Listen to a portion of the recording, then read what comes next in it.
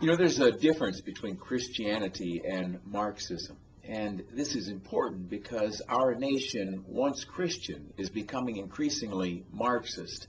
The difference is, among many, that in the concept of Christianity, you love your neighbor. In the concept of Marxism, you envy and hate your neighbor. Christianity says, treat others the way you want to be treated. Marxism teaches us that the other fellow has something you deserve, and you must use force, the power of government, to take it from him. You look at other people's success and you envy it. Christianity, in the form of the Ten Commandments, teaches us, thou shalt not covet. Marxism teaches us, again, just the opposite, that what the other fellow has, we should demand for ourselves. I think this is relevant today because one of the major steps in the movement of this nation from essentially one following the Judeo-Christian ethic to one following the principles of Marxism has been reached. You've seen in the news that the Obama administration, with their big compensation czar, is about to demand that the top executives at certain companies have their pay cut something like 90%. Now, that will be popular with a lot of people. That's because those people are confused. That's because those people have been hooked on the principles of Marxism.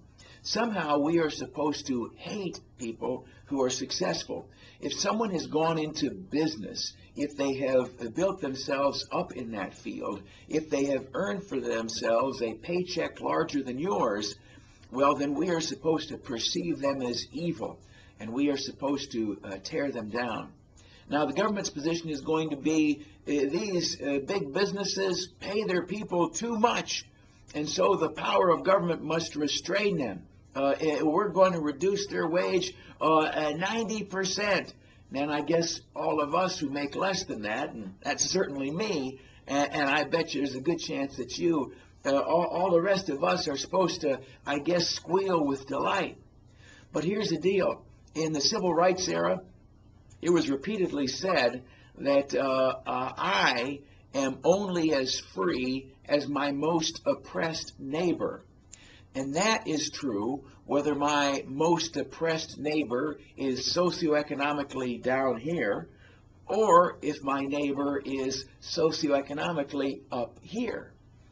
The problem is that once we accept the notion that the government can arbitrarily dictate what people are paid, we've got to accept the possibility that eventually it will be our turn. If our Constitution, they claim, allows the government to dictate compensation for people who make this much, then why doesn't it allow the government to set compensation for people who make this much?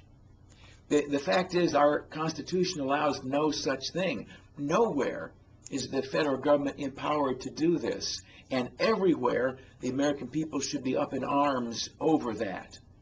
We believe in a free enterprise system. You and I, based on the education we get, the field we choose, how hard we work, how many risks we are willing to take, we ought to be able to rise or fall based on our own efforts. Now, I am not a corporate fat cat, quite the opposite. I don't think I personally know any corporate fat cats.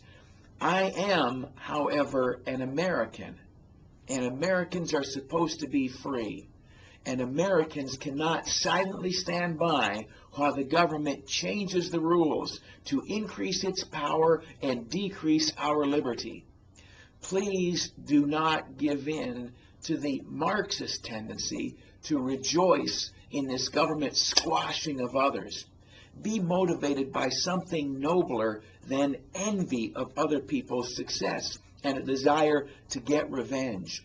Please be a son or daughter of liberty and understand that we are only free as long as we keep the government on a short leash. And when the government starts setting our salaries, that leash has gotten too long, and it's gotten wrapped around our necks, and we are the ones who are going to suffer.